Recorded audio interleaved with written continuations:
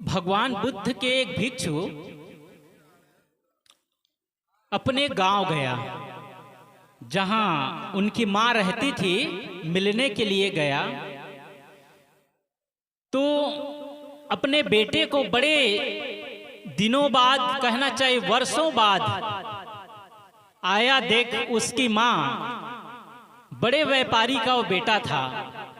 उसके पिताजी तो गुजर चुके थे, उसकी मां थी।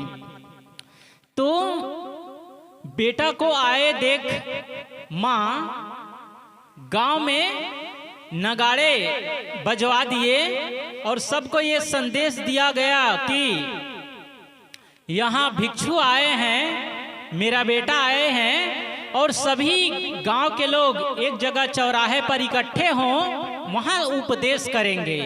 वहाँ अपनी जो बुद्ध के पास रहकर जो सीखे हैं, ज्ञान अर्जित किए हैं, उनको सब में बांटेंगे। तो सब गांव में ये नगाड़ा पिटवा दिया कि सब लोग एक जगह इकट्ठे हो, वहीं पर सत्संग होगा। गांव के लोग इकट्ठे हुए। वह भिक्षु एक चबूतरे पर बैठा और बहुत भीड़ लगी थी, दूर दूर तक लोग बैठे थे। वहां सत्संग हो रहा था।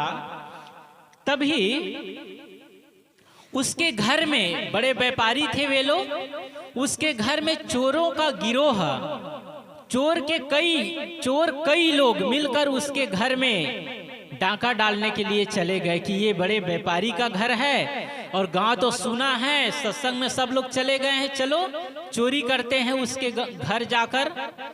तो गए। उस घर में केवल एक थी, उस घर में जो दासी थी, काम करने वाली थी, वही थी, बाकी सब लोग चले गए थे सत्संग में। चोरों को घर में आते देख वो तो घबरा गई और भागे भागे दौड़े दौड़े वहां सत्संग स्थल पर चली गई जहां सत्संग हो रहा था, और जाकर अपनी मालकिन से कहती है कि घर में कई चोर आ गए हैं और हीरे जवाहरात जो रखे गए हैं उसको सब निकाल निकाल के ले जा रहे हैं। उस दासी को भागते हुए देखकर जो चोरों का सरदार था, मुखिया था, वो भी पीछे पीछे चला गया। देखते हैं ये क्या करती है, ताकि हम सचेत रहेंगे, सावधान रहेंगे और अपने साथियों को बता देंगे, संदेश भेज देंगे, तो लोग इन लोगों के जाने से पहले ही हीरे जवाहरात सोना चांदी लेकर फरार हो जाएंगे। तो वह भी गया। लेकिन जब दासी अपनी बात कही अपने मालकिन से कि चोर कई लोग आए हैं और हीरे जवाहरात सोना चांदी सब चुरा कर ले जा रहे हैं, वो भिक्षु की मां ने कहा तुम अभी शांत रहा, अभी उपदेश श्रवण में तू विघ्न मत डाल, तू शांत होकर बैठ जा, तू उस धर की बात ही मत कर, चोरों को जो इच्छा हो ले जाने दो, लेकिन तू अभी शांत रहे, चुपचाप बैठ जा। जो चोरों का मुखिया था, सरदार था, उन्होंने सोचा लोग इसी सोने चांदी के लिए पता नहीं कैसे अनाप शनाप काम करते हैं और इसी के लिए सारी मेहनत करते हैं, और ये जो घर की मालकिन है ये कहती है कि चोरों को जो इच्छा हो ले जाने दे, तो उपदेश श्रवण में विघ्न मत डाल, तू शांत रहकर यहीं बैठ जा। तो चोरों के जो सरदार था वो सोचने लगा जरूर इस जगह में ऐसी कुछ खास चीजें मिल रही है जो हीरे जवाहरात से भी मूल्यवान है, इसीलिए तो ये किसी अपने सिपाहियों को आदेश नहीं दे रहे हैं कि जाओ चोरों को पकड़ो, उसे बंदी बना लो। वह कह रही है कि तू शांत रहा, तू उपदेश सुनने में विघ्न मत डाल। जिसको सत्संग का महत्व का पता चलता है, उसको जब पता चल जाता है कि अमुक जगह सत्संग हो रहा है, तो सारे काम को विराम देकर सत्संग में आता है। क्यों? क्योंकि सत्संग सुनने से हमारे जीवन का पुण्य बढ़ता है, सत्संग सुनने से सद्बुद्धि आती है, सत्संग सुनने से संस्कार बनते हैं, सत्संग सुनने से हमारे घर का माहौल अच्छा होता है, सत्संग सुनने से हमारा व्यवहार अच्छा होता है, सत्संग श्रवण करने से हमारे स्वभाव में सुधार आता है। सत्संग सुनने से आपस में प्रेम बढ़ता है। सत्संग सुनने से आपस के जो सदस्य उसमें एकता बनती है, आपस का सहयोग की भावना जगती है। तो सत्संग से तो लाभ ही लाभ है। जो व्यक्ति सत्संग का लाभ जानता है वो सारे काम को छोड़कर सत्संग में आता है और अपना आधा घंटा, 1 घंटा, 2 घंटा समय को देता है। क्योंकि दुनिया के काम कभी पूरे ना होंगे, अफसोस एक दिन हम ना होंगे। हजारों करवाएं होंगी, हजारों महफिलें होंगे, जमाना हमको ढूंढेगा, ना जाने हम कहाँ होंगे। बड़े बड़े राजे महाराजे आए, सिकंदर आए, हिटलर आए, चंगेज खा आए और न जाने कितने जिसका हम नाम भी नहीं जानते हैं। और इसी जमीन जगह राजकाज धन दौलत के लिए मर मिट गए, एक दूसरे के खून खराबा किए, लेकर क्या गए साथ में? कुछ भी साथ नहीं लेकर गए। इकट्ठे कर जहां के जर सभी मुल्कों के माली थे, सिकंदर जब चला दुनिया से दोनों हाथ खाली थे। ये केवल एक सिकंदर की बात नहीं, हम जैसे सभी सिकंदर की बात है। कहने को तो लोग कह देते हैं कि भैया क्या लेकर आए हैं और क्या लेकर जाएंगे। ये यदि ज्ञान हृदय में उतर जाए तो लोग भाई भाई में केस मुकदमा करेगा। थोड़ी थोड़ी जमीन के लिए, थोड़ी थोड़ी जमीन के लिए एक दूसरे पर गोली चला देते हैं। थोड़ी सी जगह की इतना मेरा है और इतना तुम्हारा है, उसी के लिए विवाद हो जाता है और एक दूसरे पर लाठी चला देते हैं, एक दूसरे के हत्या कर देते हैं। लोग केवल मस्तिष्क में भर के रखे हैं कि कोई कुछ लेकर आया है ना कोई कुछ लेकर जाएगा। वो ज्ञान जब हृदय में उतर जाएगा तब तो सारा व्यवहार ही शुद्ध हो जाएगा, सारा झमेला ही खत्म हो जाएगा।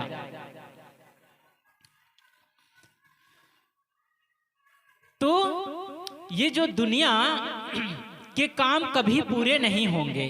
जीवन भर जो खेती बाड़ी का काम है, व्यापार बिजनेस का काम है, दुकानदारी का काम है, जब से होश संभाले हैं जब तक ये शरीर। एक आदमी आया था अभी कुछ दिन पहले, तो हमारे साथी ने कहा कभी कभी आया करिए, कुछ दिन रहा करिए। तो कहे बाबा फुर्सत कहाँ है? तो हमारे साथी ने कहा कि फुर्सत कब होगी? तो उन्होंने कहा एक के दिन फुर्सत होगी। कब होगी एक के दिन फुर्सत? कब होगी? जब मर जाएंगे तब एक के दिन फुर्सत होगी। जीते जी फुर्सत होने वाला नहीं है।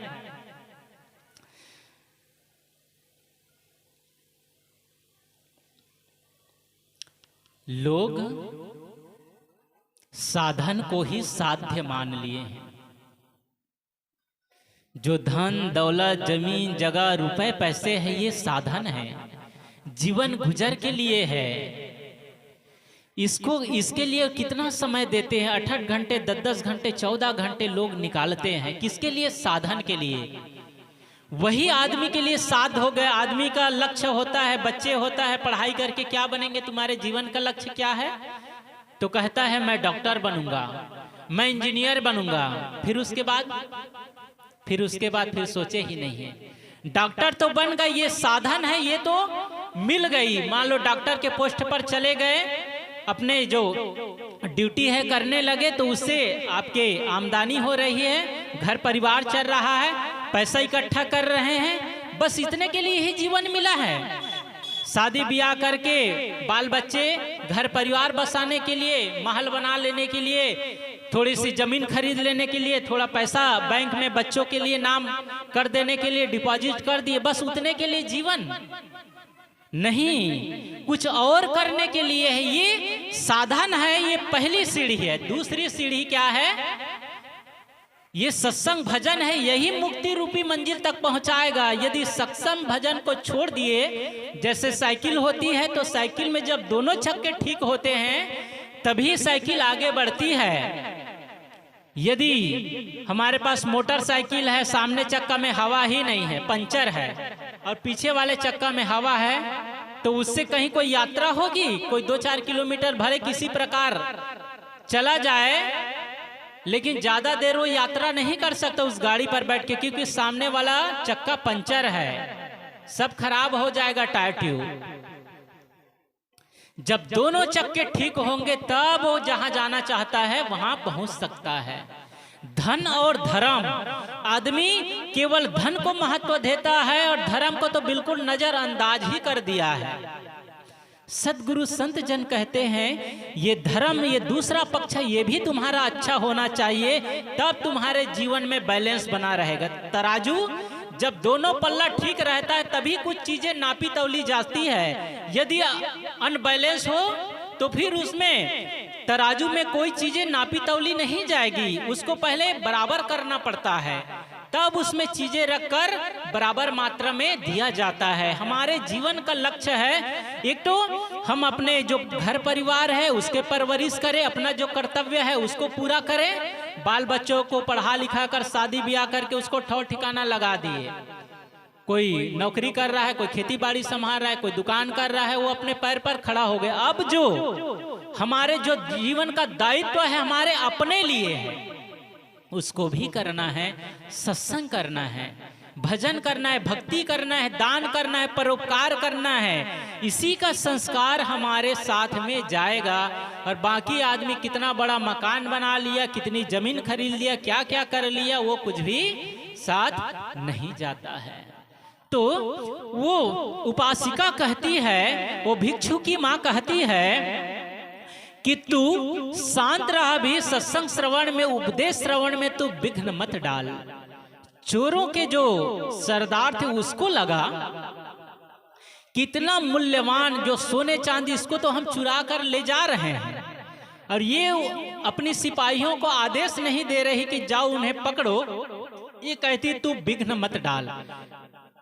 वो मने मन चिंतन करते हुए गए और सबको बताए कि जरूर वहां पर जो सत्संग हो रहा है इससे भी मूल्यवान चीजें वहां पर है, इसीलिए वे कोई यहाँ वापस नहीं आए। तो चोरों के सरदार ने आदेश दिया, जो जो चीजें लूटे हो, जो अपने थैले में रखे हो, उसको यथा स्थान रख दो और चलो सबके सब वहीं जहां पर सत्संग हो रहा है वहीं चलो।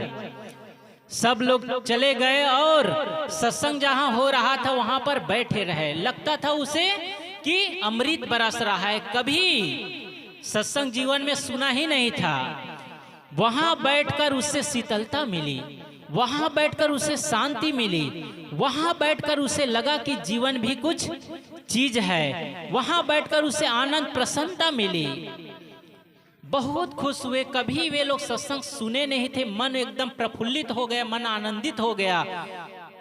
जब सत्संग समाप्त हो गया तब जितने चोर थे वे लोग, वही जो मालकिन थी, भिक्षु की माँ थी, उनके पैरों पर जाकर गिर पड़े और कहे कि हमें क्षमा करें और हमें अपने बेटे से कहकर आप हमें प्रवज्जित कराए, दीक्षित करवाए।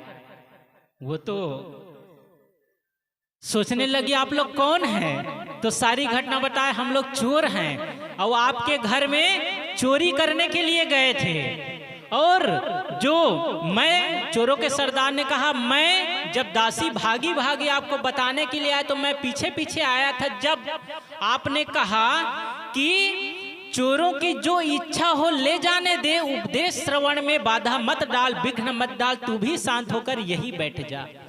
तब मैं अपने आप में चिंतन करने लगा कि ऐसी क्या खास बात है यहाँ, जो हीरे जवाहरात इतना मूल्यवान चीजों को छोड़कर भी यहाँ कहते चुप होकर बैठ जाओ।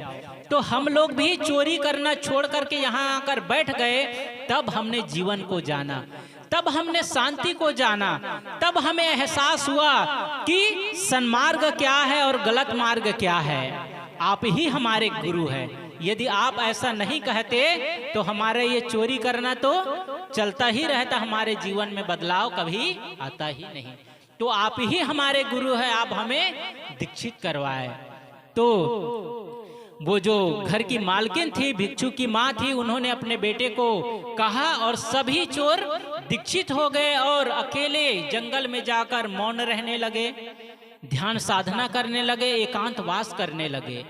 धीरे धीरे करके वो ध्यान की गहराई पर डूबते गए। जब भगवान बुद्ध को पता चला कि जो लोग चोर थे वे लोग प्रवज्जित हो गए, भिक्षु हो गए और ध्यान कर रहे हैं, अब वो निर्वाण के बिल्कुल करीब ही है, तब भगवान बुद्ध अंतिम में उन्हें दर्शन देने जाते हैं और उन्हें उपदेश करते हैं, सिंच भिक्खु इमम नामम सित्ता ते लहु में सती छित्वा रागंज दोसन ततो निब्बाण में है सी।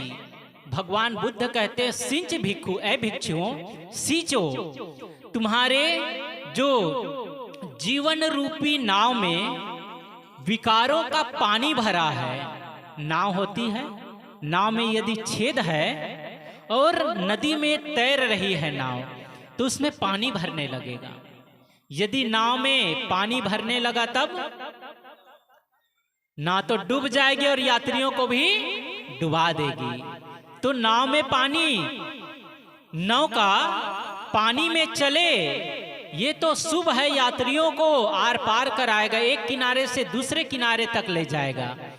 लेकिन जिस दिन नाव में पानी आ जाए तो वो इस किनारे से उस किनारे नहीं, वो सीधा डुबाने का कारण बनेगा। इसलिए कहते हैं, जिस प्रकार नाव नदी में तैरती है उसी प्रकार तुम संसार में रहो, लेकिन अपने मन को संसार से उठा कर रखो, जैसे कमल पत्र के भांति, कमल पुष्प की भांति। संसार में तुम रहो लेकिन संसार का राग द्वेष तुम्हारे भीतर ना रहे, काम क्रोध लोभ मोह ईर्ष्या द्वेष तुम्हारे भीतर नहीं रहे, नहीं तो ये विकार रूपी पानी तुम्हें संसार में ही डुबा देगा। और ये मनुष्य जीवन जो एक सौभाग्य से मिला था, फिर ये विफल हो जाएगा, फिर हम असफल हो जाएंगे।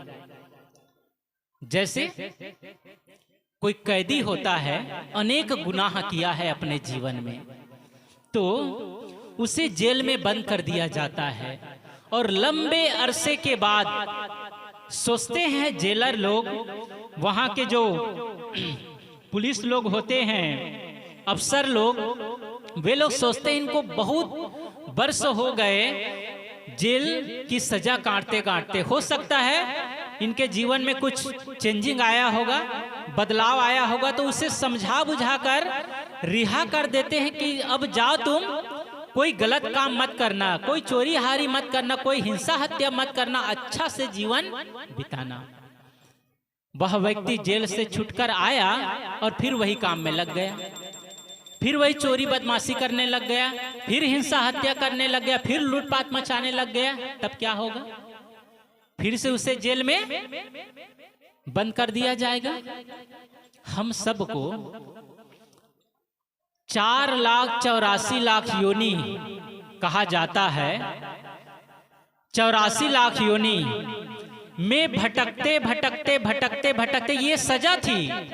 जो 84 लाख जो कीड़े मकोड़े, जो पशु पक्षी का योनि, ये सजा थी, क्योंकि तुम्हें एक बार अवसर दिया गया था मनुष्य जीवन, उसमें तुमने परमार्थ नहीं किया, उसने तुमने भक्ति नहीं किया, उसमें तुमने कुछ अच्छा नेक काम किया नहीं। तब क्या होगा? तुम्हें एक अवसर दिया गया था, जिस प्रकार उस आदमी को एक अवसर दिया गया था कि जाओ तुम जेल से मुक्त होकर जाओ, तुम अपने घर परिवार में फिर से अच्छा काम करना, अपने जीवन को बदलना। लेकिन वो अपने जीवन को बदला नहीं, फिर से वही बुरे काम में लिप्त हो गए, तो फिर से उसे जेल में बंद कर दिया जाता है। ऐसे ही अनेक खानियों में भटकते भटकते हमें ये मनुष्य का जीवन मिला। विधाता ने, परमात्मा ने हमें ये जीवन दिया कि तुम्हें मनुष्य जीवन मिला है, तुम इसमें भक्ति करना, तुम्हारे मन में संसार के राग द्वेष ना रहे, काम क्रोध लोभ मोह ना रहे, ईर्षा द्वेष ना रहे, इच्छा वासना ना रहे, तुम भक्ति करना, सत्संग करना, अपने मन को, अपने जीवन को शुद्ध करना। एक अवसर दिया गया था, लेकिन आदमी क्या किया? वही गलत काम में लिप्त हो गया, गलत करने लगा, हिंसा करने लगा, पाप करने लगा, गलत खान पान करने लगा, लूटपाट करने लगा, तो फिर से उसे जेल हो जाएगी, फिर से उस 84 लाख योनि में भटकना पड़ेगा। हमारे कर्म की वजह से, इसीलिए संतों ने कहा तुम ही तुम्हारे शत्रु हो और तुम ही तुम्हारे मित्र हो। कोई बाहर का हमारे शत्रु होता है, वो क्या करता है, कोई चीज हमारे झपट लेगा, छीना झपटी कर लेगा, कोई चीज चुरा लेगा या हमारी हत्या कर देगा। ज्यादा से ज्यादा यही करेगा, हमारी हत्या कर देगा, जिससे हमारी मृत्यु होगी। तो इस शरीर की हत्या कर देगा, तो यही जन्म का ना हत्या किया, इसी शरीर की मृत्यु हो गई, इतना ही किया। लेकिन यदि हम अपने कर्म को बिगाड़ लेते हैं, तब तो हम अपने ही इतने दुश्मन हो जाते हैं, जितना बाहर का दुश्मन हमारा नुकसान नहीं करता। वो तो कुछ चीजें ही हमसे चुराया था, हमारे शरीर को ही मृत्यु, शरीर की ही हत्या किया था, जिससे एक जन्म ही हमारा समाप्त हुआ। लेकिन हम तो ऐसे कुछ गलत काम कर देते, हमारे अनेक जन्म हमारे बिगड़ जाते हैं, अनेक जन्म। यथा धेनु सहस्त्रेषु वत्सो गच्छति मातरम तथा यच कृतम कर्तार मनो गच्छति। यथा धेनु, जैसे धेनु मतलब गाय के पीछे पीछे उसका बछड़ा चलता है। यथा धेनु सहस्त्रेषु, हजारों गायों के बीच उसका बच्चा, गाय का बछड़ा अपनी माँ के पीछे पीछे ही चलता है, दूसरे के साथ नहीं चलता है। यथा धेनु सहस्त्रेषु वत्सो, उसका वत्स, उसका बच्चा उसके पीछे पीछे चलता है। तथा यच कृतम, कर्ता द्वारा किया गया कर्म, कर्तार मनो गच्छति, उसके पीछे पीछे चलता है। अब हम सोचे हम कैसा काम कर रहे हैं, अच्छा काम कर रहे हैं या फिर बुरा काम कर रहे हैं। भगवान बुद्ध कहते हैं सिंच भिक्षु इमम नामम, ए भिक्षुओं तुम अब निर्वाण के बिल्कुल करीब ही हो, बस एक धक्का देने की जरूरत है, तुम मुक्ति निर्वाण रूपी मंजिल तक तुम पहुंच ही जाओगे। लेकिन ध्यान रखना, इस मन में जो तुम्हारे अंतःकरण में जो विकारों का पानी है, उसको तुम उलीसते रहो, ध्यान करते करते तुम उसे हटाते रहो, तुम्हारे गलत विचार को, तब तुम हल्के हो जाओगे। सिंच भिक्षु इमम नामम सित्ता ते लहु में सती छित्वा। अब क्या कहते हैं, छित्वा छिन्न कर दो, नष्ट कर दो, किसे, छित्वा रागंच दोषंच, राग और द्वेष को छिन्न कर दो, समाप्त कर दो। ततो निब्बाण महेशी, तब तुम्हें निर्वाण रूपी अरि भूमि प्राप्ति होगी। जब हमारा मन, इसीलिए सदगुरु कबीर क्या कहते हैं, यह मन तो निर्मल भया जैसे गंगा नेर, पीछे पीछे हरि फिरे कहत कबीर कबीर।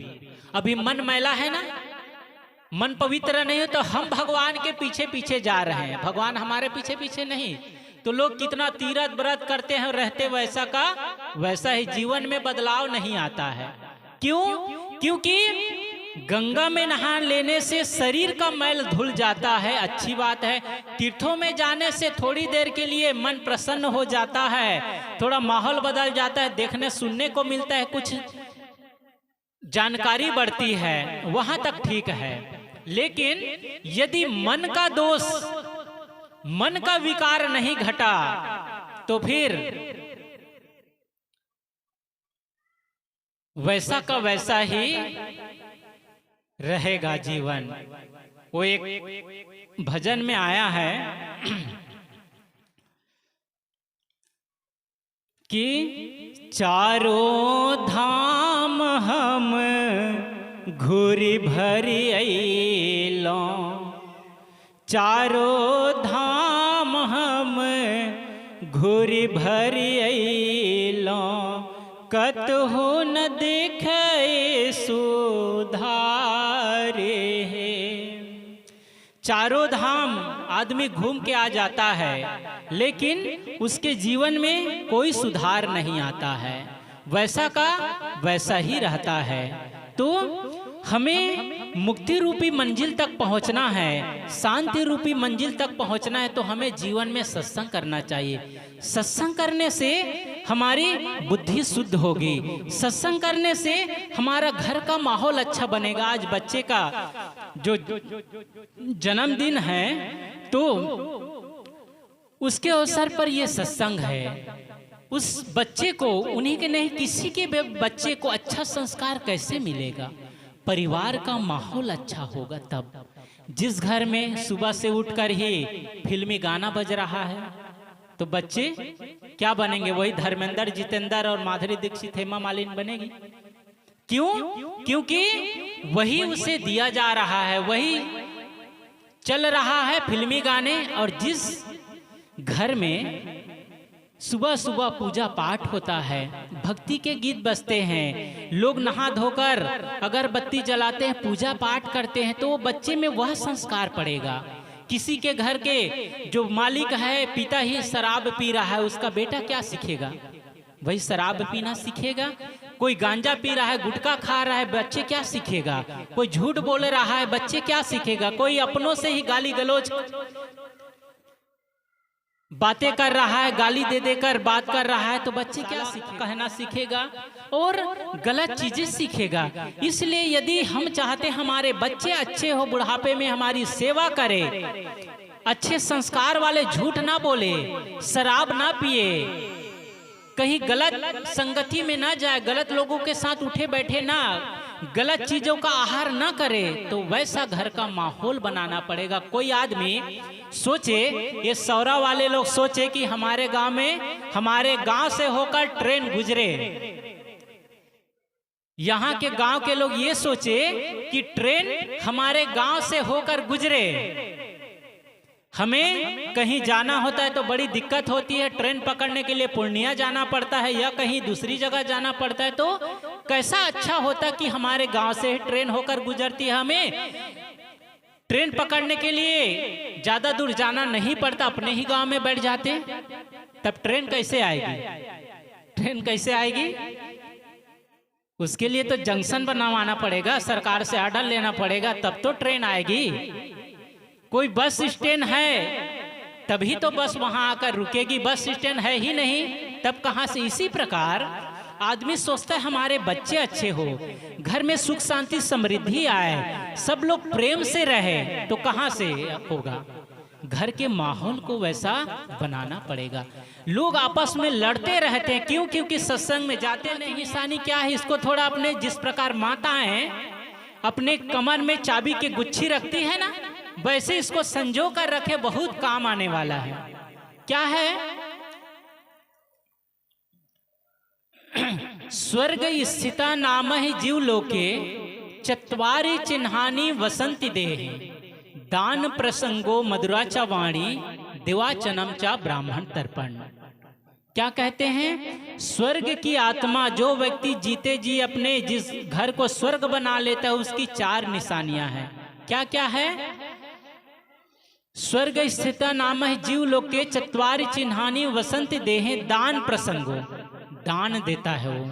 कहीं सत्संग होता हो, कहीं मंदिर में कोई संत जन आ गए तो उसको अपनी कमाई का 10वां हिस्सा वो दान में लगाता है, परोपकार में लगाता है। दान प्रसंगो मधुराचा वाणी, मीठी वाणी बोलता है, प्रेम का व्यवहार करता है।